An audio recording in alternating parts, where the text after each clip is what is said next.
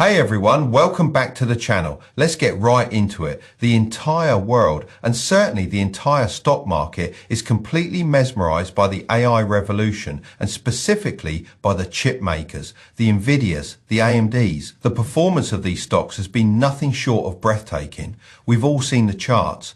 Nvidia's rise has created more wealth faster than almost any company in recent history. And the narrative is powerful, isn't it? It's the picks and shovels play of the new AI gold rush. If everyone is going to be digging for gold, you sell them the equipment. It seems so simple, so obvious. And for the last 2 years, it has been unequivocally the right trade. But today, I want to challenge that narrative, not because the chip makers are bad companies, they are technological marvels, but because in investing, the real life-changing generational wealth isn't made by buying what's already obvious. It's made by seeing the next phase. It's made by understanding where the value will ultimately accrue. The narrative of the picks and shovels is incomplete. Think about the actual gold rush in California. Yes, the people selling pickaxes and Levi's jeans made a lot of money at first, but who built the lasting, multi-generational empires? It was the people who took that gold and built the new industries on top of it. It was the bankers who financed the operations, the railroad tycoons who built the infrastructure to move goods, the entrepreneurs who built the cities, the banks and the commerce. The picks and shovels were just the entry ticket.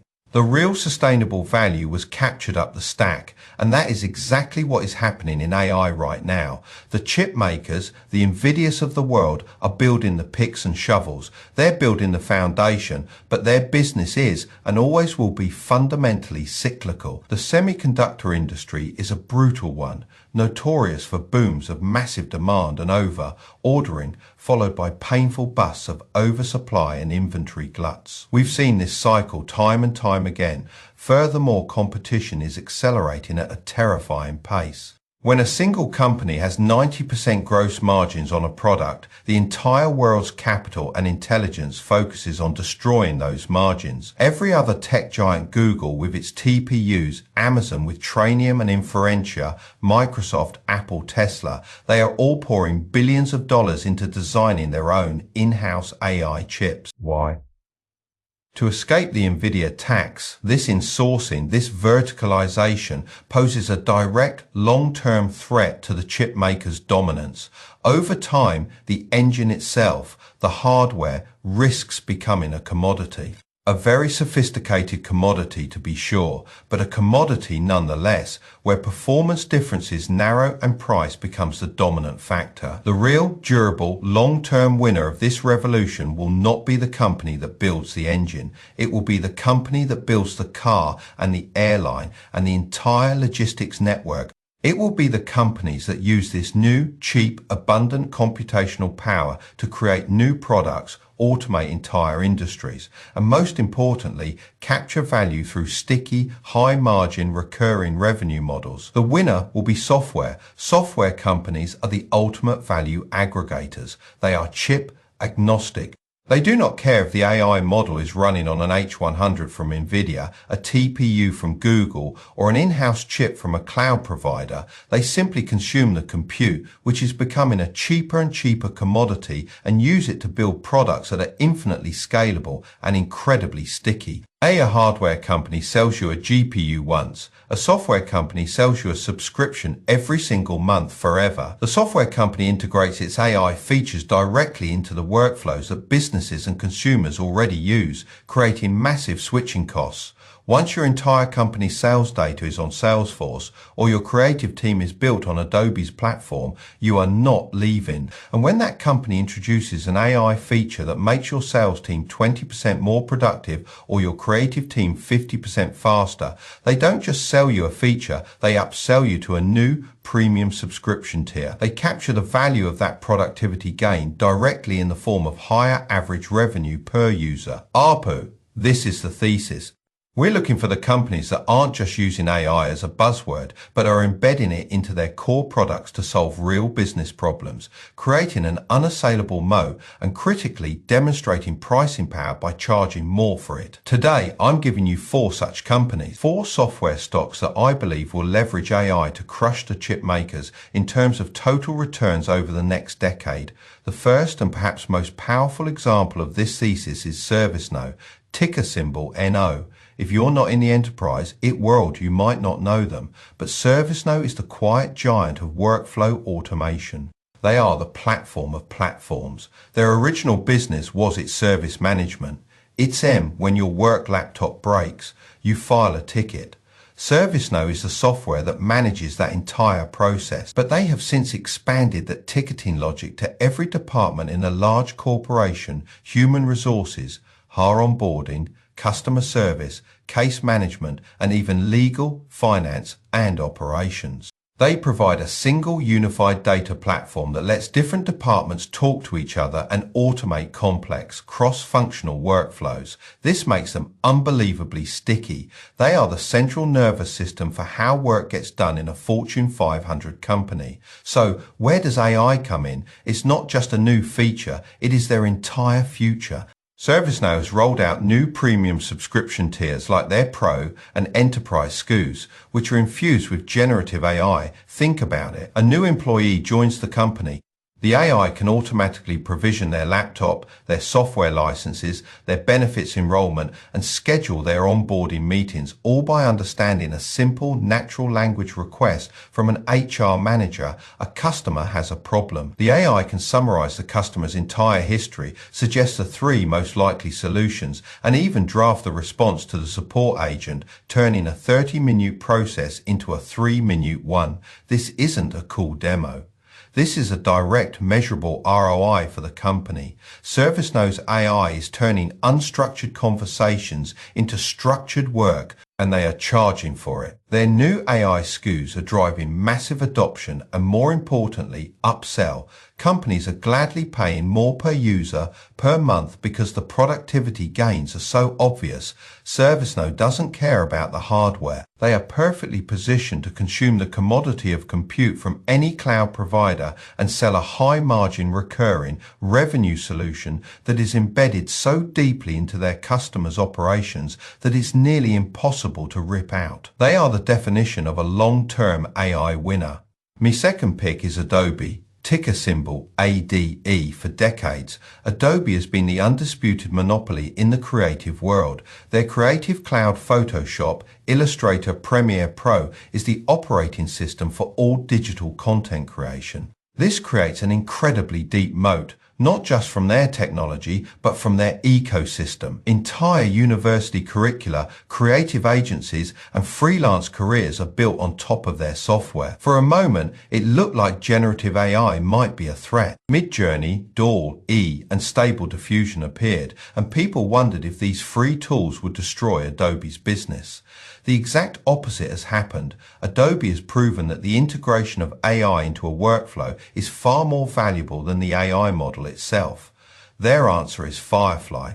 Adobe's Firefly is a family of AI models integrated directly into their existing apps. In Photoshop, it's generative fill. In Illustrator, it's text to vector. But here is the critical multi-billion-dollar insight. Adobe trained Firefly exclusively on its own massive, fully licensed Adobe stock library. Why does this matter?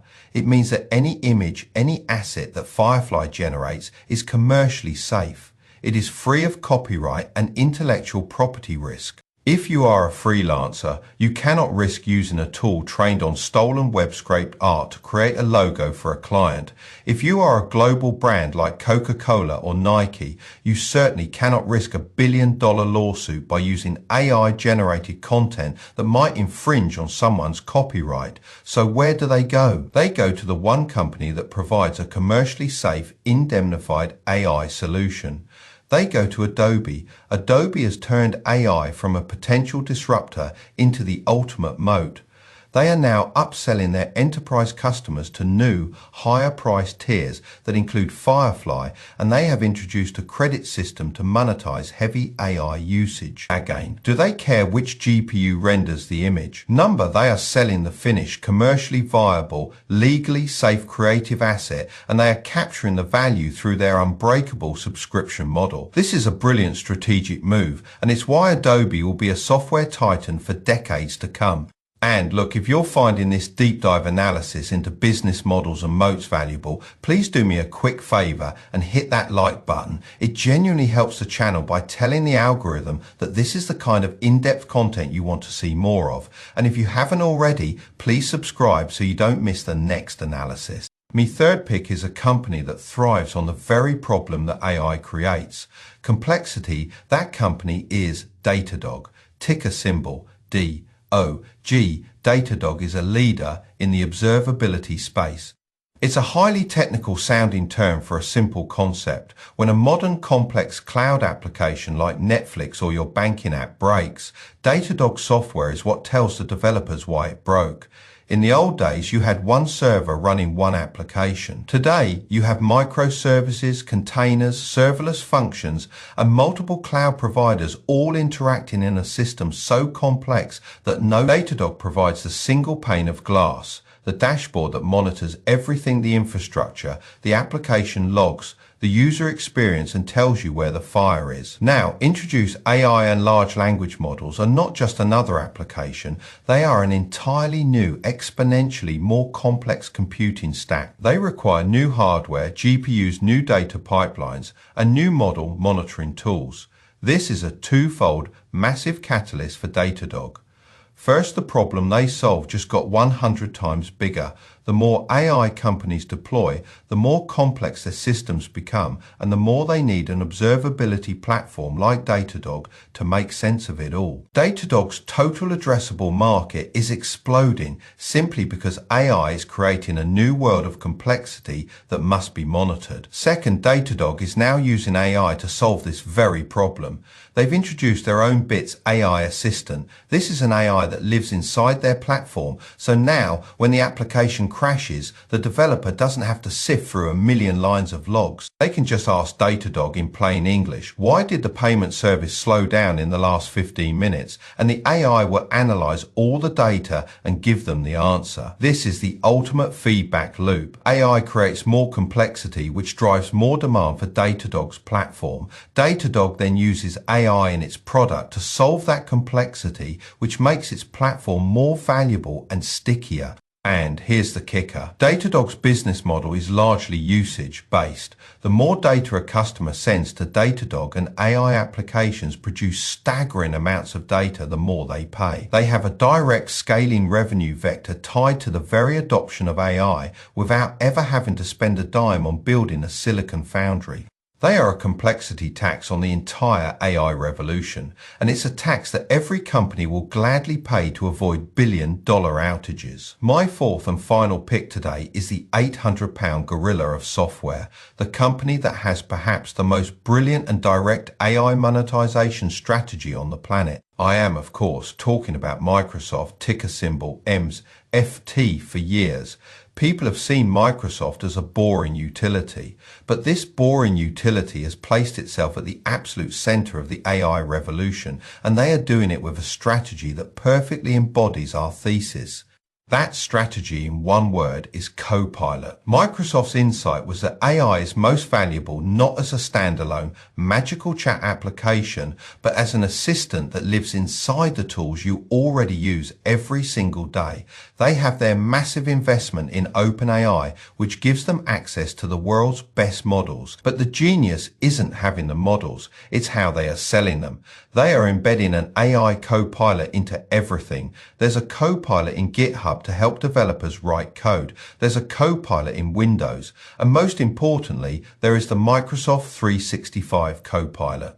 This is the AI assistant that lives inside Word, Excel, PowerPoint, and Teams. It's the assistant that can summarize a 20-page report for you in Word, analyze a massive spreadsheet in Excel, and create a 10-slide presentation from a simple prompt. Now, here is the masterstroke. Microsoft is charging $30 per user per month for this Copilot. Let's pause and let that sink in. This $30 is on top of the existing Microsoft 365 subscription. There are over 400 million paid commercial seats of Microsoft 365. If even a fraction of those users get upgraded to the Copilot SKU, we are talking about tens of billions of dollars in new, high-margin, pure software recurring revenue. A company with 10 employees will pay Microsoft an extra $3.6 million per year for this, and they will pay it. Because if that Copilot makes each of those 10 employees just 10% more productive, the ROI is a no-brainer. This is the most direct, scalable, and defensible monetization of AI in the world. Microsoft has the product, Office, the distribution, hundreds of millions of existing users, and the pricing power to pull it off. They are the ultimate value aggregator. They are consuming compute from their own Azure cloud, which runs on chips from NVIDIA, AMD, and their own in-house silicon, and they are turning that compute into a $30 per month pure software subscription. This is how you crush the chip makers. You don't compete with them, you consume them. You treat their hardware as the commodity it is destined to become, and you build an unbreakable high-margin software empire on top of it. So to wrap it all up, don't get blinded by the silicon gold rush. The hardware is the foundation, but the true, sustainable, multi-decade empires are being built on top. The value is moving up the stack. While everyone else is arguing about whether NVIDIA's P/E ratio is too high or which foundry has a 2-nanometer lead, the real winners are companies like ServiceNow who are turning AI into automated business workflows. They are companies like Adobe who are using AI to build an unassailable, commercially safe creative moat. They are companies like Datadog who are monetizing the complexity that AI creates. And they are companies like Microsoft who are upselling hundreds of millions of existing users to a high-margin AI subscription. These are the companies that are turning compute into cash flow. They are turning AI buzzwords into sticky recurring revenue. And that, in the long run, is why I believe these software companies are the real AI winners. But that's just my list. The software world is massive, and this thesis applies to so many different companies. I want to hear from you. What software company do you think is leveraging AI in a way that the market is still underappreciating? What's your number one software pick for the AI revolution? Drop your picks and your thesis in the comments section below. I read every single one. Thanks for watching. I'll see you in the next one.